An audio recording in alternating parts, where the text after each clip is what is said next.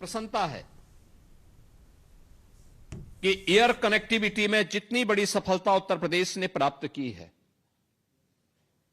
हमने पिछले 9 वर्ष के अंदर उत्तर प्रदेश के अंदर 16 डोमेस्टिक, 4 इंटरनेशनल एयरपोर्ट संचालित किए हैं और भारत का सबसे बड़ा international airport Noida international airport बहुत शीघ्र संचालित होने वाला है। नोएडा इंटरनेशनल एयरपोर्ट के पास ही हम लोगों ने जापान के निवेशकों के लिए एक जापान इंडस्ट्रियल सिटी के निर्माण की कार्रवाई को भी आगे बढ़ाया है, जिसके लिए 500 एकड़ की भूमि वहां पर आवंटित भी की है। चाहे वह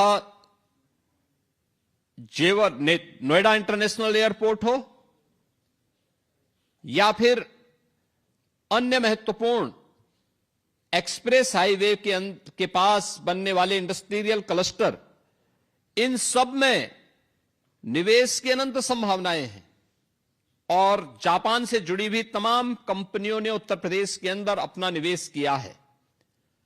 जिन्होंने भी उत्तर प्रदेश के अंदर अपना निवेश किया है, उन्हें उत्तर प्रदेश के एक सुरक्षित माहौल में अपना निवेश भी न केवल सुरक्षित महसूस हुआ है, बल्कि उज्जवल भविष्य की एक नई कामना के साथ वे अपने बिजनेस को उत्तर प्रदेश के अंदर बढ़ाने में रुचि लेते हैं और प्रदेश सरकार का एक सकारात्मक योगदान उन्हें उपलब्ध होता है।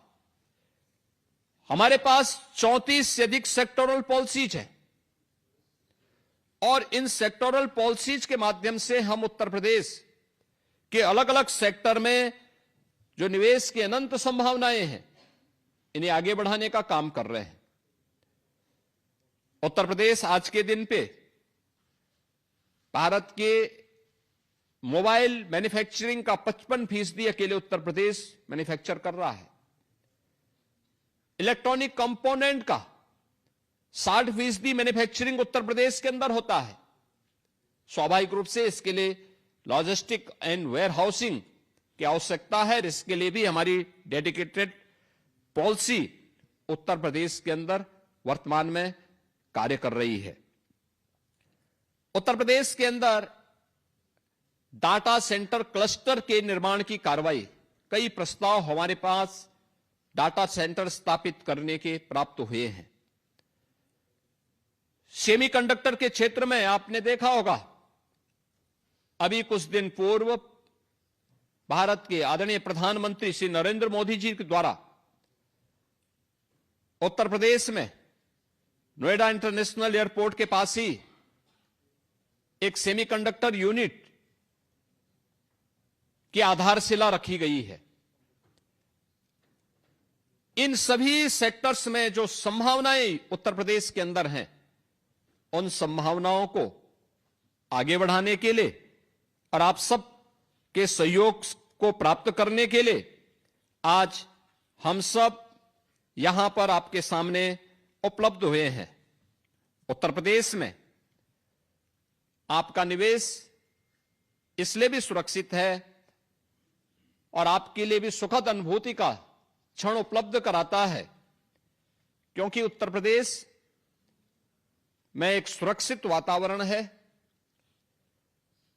स्केल है, तो उस स्केल को स्किल में बदलने की सामर्थ्य भी है, स्टेबिलिटी है, स्पीड है। ये सभी कुछ आपको उत्तर प्रदेश के अंदर देखने को मिलेगा। यानी पर्याप्त मात्रा में यंग वर्कफोर्स इंडस्ट्री में कार्य करने के लिए वहां पर आपको उपलब्ध हो सकता है। किसी प्रकार की कोई समस्या नहीं। हर इंडस्ट्रियल पार्क के लिए 4 लेन की कनेक्टिविटी, पर्याप्त मात्रा में ऊर्जा की आपूर्ति उत्तर प्रदेश के अंदर आज के दिन पर उपलब्ध करवाई जा रही है। 75,000 एकड़ का हमारे पास व्यापक लैंड बैंक है। ये लैंड बैंक न केवल एनसीआर में बल्कि एक्सप्रेस हाईवे के साथ ही बुंदेलखंड में भी झांसी के पास 56,000 एकड़ में हमारा नया इंडस्ट्रियल सिटी का निर्माण बीडा के नाम पर वर्तमान में प्रारंभ हुआ है। इन्हें हम आगे बढ़ाने का कार्य कर रहे हैं। आज प्रदेश के अंदर बेहतर कानून व्यवस्था का ही परिणाम है कि हमें अभी 2023 में हम लोगों ने उत्तर प्रदेश का ग्लोबल इन्वेस्टर समिट किया था। ग्लोबल इन्वेस्टर समिट में उत्तर प्रदेश को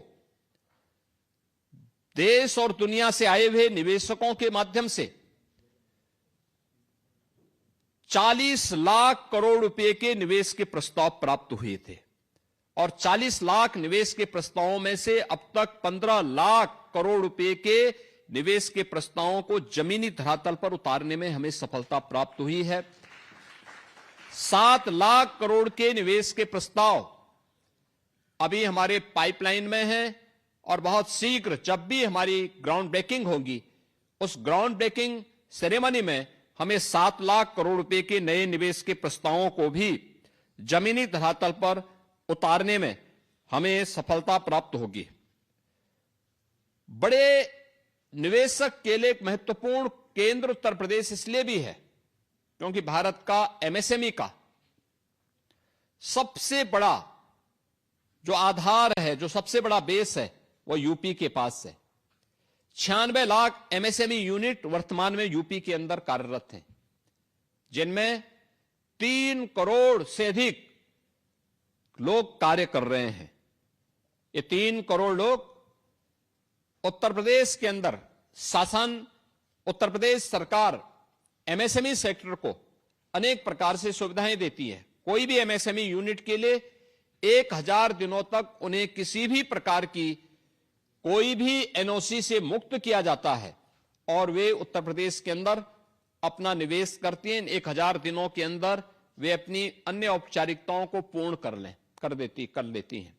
लेकिन उनका प्रोडक्शन नहीं रुकता, उनको कहीं कोई डिस्टरबेंस नहीं होता है। हां, गवर्नमेंट के स्तर पर उन्हें प्रोत्साहित करने के लिए बहुत सारे इंसेंटिव प्रदान किए जाते हैं और गवर्नमेंट के स्तर पर उनको दिए जाने वाले इन सहयोग के क्रम में हम उन्हें टेक्नोलॉजी के साथ, डिजाइन के साथ, मार्केट के साथ और एक्सपोर्ट के साथ जोड़ने में उन्हें अपना भरपूर मदद भी उपलब्ध करवाते हैं। उत्तर प्रदेश के अंदर हम लोगों ने जो एक तंत्र विकसित किया है, उस माहौल का लाभ लेने के लिए मैं आज आप सभी को वहां पर आमंत्रित करता हूं। Single window ease of doing business के लिए किस प्रकार से महत्वपूर्ण हो सकता है।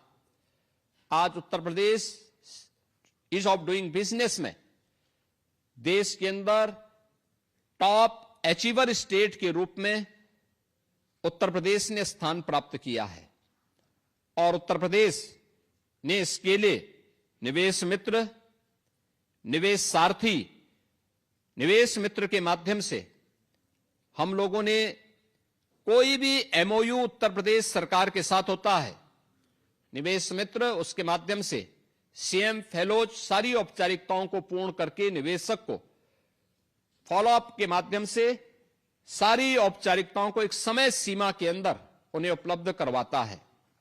निवेश सारथी उस निवेश को प्रभावी ढंग से निवेश कराने में योगदान देता है। तो इसके साथ ही उत्तर प्रदेश के अंदर अन्य कार्यों को आगे बढ़ाने के लिए निवेश सफलतापूर्वक हो गया है, तो सफलतापूर्वक हुए उस निवेश को गवर्नमेंट के स्तर पर जो भी इंसेंटिव संबंधित इन्वेस्टर को उपलब्ध करवाए जाने हैं, इस समय से उपलब्ध कराने वाले अग्रणी राज्यों में उत्तर प्रदेश आज के दिन पर वहां पर जाना जा रहा है। हर एक सेक्टर में, एजुकेशन में, मेडिकल हेल्थ में,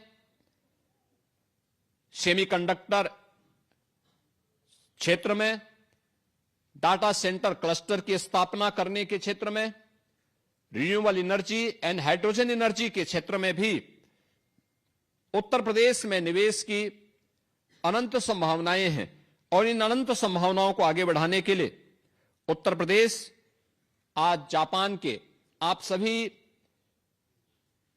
बिजनेस लीडर के साथ यहां पर संवाद बनाने के लिए आज हमारी पूरी टीम उत्तर प्रदेश से यहां पर उपस्थित हुई है। मैं आप सभी इंडस्ट्री लीडर का आह्वान करूंगा कि भारत के सबसे अच्छे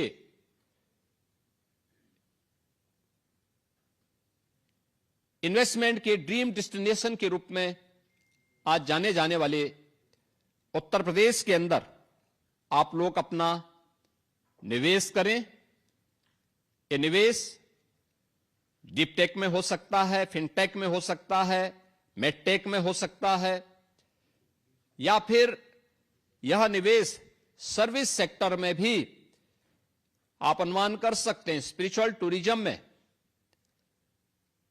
eco tourism and heritage tourism के लिए गत वर्ष उत्तर प्रदेश के अंदर 156 करोड़ टूरिस्ट उत्तर प्रदेश के अंदर की यात्रा किया है। उसके स्केल को देखिए, होटल्स की चेन बन सकती है, अच्छे रेस्टोरेंट बन सकते हैं, इलेक्ट्रिक व्हीकल मोबिलिटी में हम वहां पर निवेश करके इसके माध्यम से निवेश को आगे बढ़ा सकते हैं। इन सभी सेक्टर्स में जो अनंत संभावनाएं हैं, उन संभावनाओं को आपके सामने प्रस्तुत करने के लिए आज टीम यूपी आपके बीच में आई है। आपका आह्वान करती है कि आप उत्तर प्रदेश में आइए। उत्तर प्रदेश के अंदर किया जाने वाला आपका प्रत्येक निवेश न केवल उत्तर प्रदेश के लिए बल्कि आपके लिए भी वह निवेश पूरी तरह सुरक्षित भी होगा और आपके एक उज्जवल भविष्य को आगे बढ़ाने में एक निर्णायक भूमिका का निर्वहन करेगा। आज के इस अवसर पर मैं एक बार फिर से इतनी बड़ी संख्या में आप सब आज यहां पे बिजनेस लीडर्स एक साथ जापान की राजधानी की टोक्यो में यहां पर उपस्थित हुए हैं। मैं इसके लिए भारत की जापान में एम्बेसडर सुश्री नगमा मलिक जी को, उनकी पूरी टीम को, भारत जापान बिजनेस कोऑर्डिनेशन से जुड़े हुए जितने भी हमारे पदाधिकारी हैं, उन सबको मैं हृदय से धन्यवाद देता हूं और विश्वास करता हूं कि हम सभी लोग मिलकर के इन निवेश की संभावनाओं को आगे बढ़ाने में अपना योगदान देंगे। मैं आप सभी को उत्तर प्रदेश की यात्रा के लिए भी आमंत्रित करता हूं कि आप उत्तर प्रदेश में आएं और बिजनेस के साथ साथ उत्तर प्रदेश की स्पिरिचुअल टूरिज्म से जुड़े हुए स्थलों को एक बार आप अवलोकन करें, उन्हें देखें और उनमें भविष्य की उन संभावनाओं को भी टटोलें जो आपके सुरक्षित निवेश के लिए एक उत्तम स्थल के रूप में आपको देखने को मिलेंगे। आप सबको मैं एक बार फिर से हृदय से धन्यवाद देते हुए अपनी वाणी को विराम देता हूं। धन्यवाद। जय हिंद।